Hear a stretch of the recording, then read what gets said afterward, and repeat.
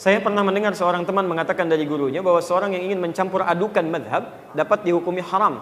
Pertanyaan saya, bagaimanakah seharusnya pemahaman yang benar akan hal ini sesuai syariat? Tadi malam kami terangkan madhab, kami terangkan manhaj, dan kita telah sama-sama belajar insyaallah ya. Baik, teman-teman sekalian, manhaj itu semua ketentuan yang berasal dari Nabi. Madhab itu pilihan yang diambil dari ketentuan-ketentuan tadi. Ya, sebagai contoh singkat, Anda bertakbir dalam sholat. Takbir pertama bisa sejajar dengan bahu di sini. Hadwaman kibaihi. Dalilnya Al-Bukhari nomor hadis 715. Takbir kedua itu sejajar dengan daun telinga di sini.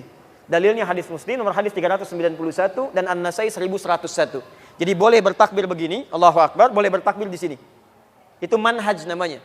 Ya, ketentuan yang diberikan dengan kedua-duanya boleh diamalkan. Tapi nggak mungkin Anda sholat kemudian mempraktekkan keduanya langsung. Begitu takbir, saya ingin sempurna sholatnya dalam takbir yang diajarkan oleh Nabi. Semuanya mau saya lakukan supaya pahalanya makin banyak. Allahu Akbar, misal ya. Baik.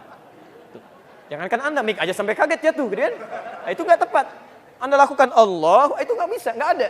Yang mesti Anda kerjakan dan mungkin dikerjakan, pilih salah satu. Imma Anda sejajar dengan bahu atau sejajar dengan daun telinga. Nah, ketika Anda memilih salah satu itu disebut dengan madhab, pilihan yang ada.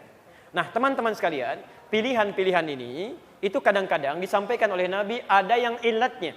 Ilat itu sebab pilihan turun berdasarkan kondisi-kondisi tertentu. Misal, ada kondisi darurat,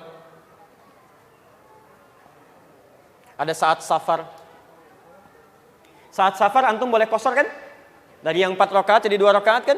Makanya salat sunnahnya ditiadakan di sini. Awas, hati-hati ya, hati-hati. Antum terbiasa salat sunnah misalnya, kemudian antum safar. Antum qashar misalnya kan, yang 4 jadi 2 rakaat. Kesempatan masih lenggang, ada peluang salat sunnah misalnya. Masih boleh salat sunnah? Halo? Oh, ya nggak usah, jangan terlampau soleh. Awas, nggak usah dikerjakan. Nggak usah, yang fardu aja antum turunkan jadi 2, 4 jadi 2. Kenapa antum tambah dengan sunnah lagi? Saat Anda tidak mengerjakan salat sunnah itu, pahala salat sunnahnya sudah dituliskan. Itu hadisnya sahih di Al-Bukhari.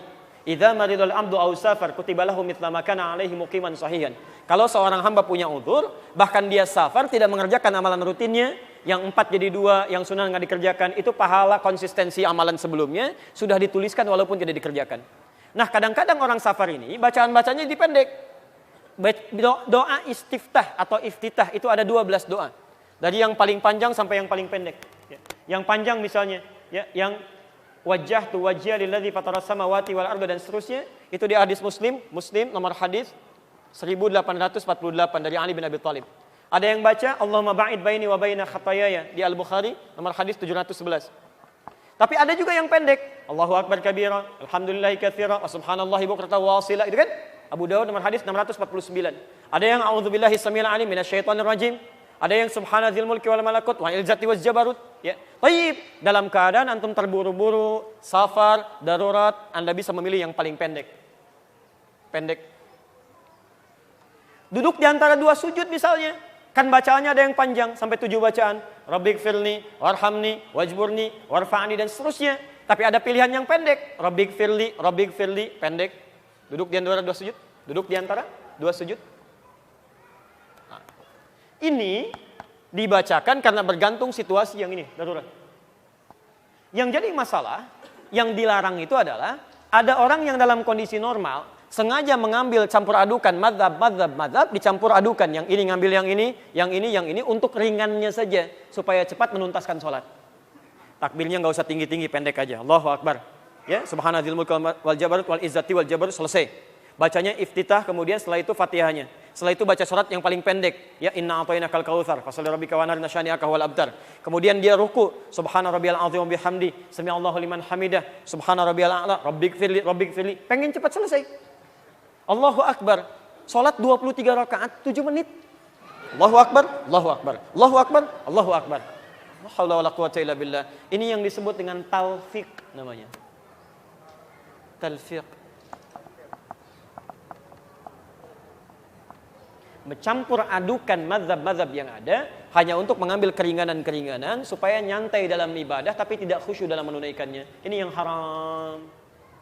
Tapi kalau Anda misalnya mengambil pendapat terkuat yang Anda pandang kuat untuk diamalkan dalam keseharian, itu boleh.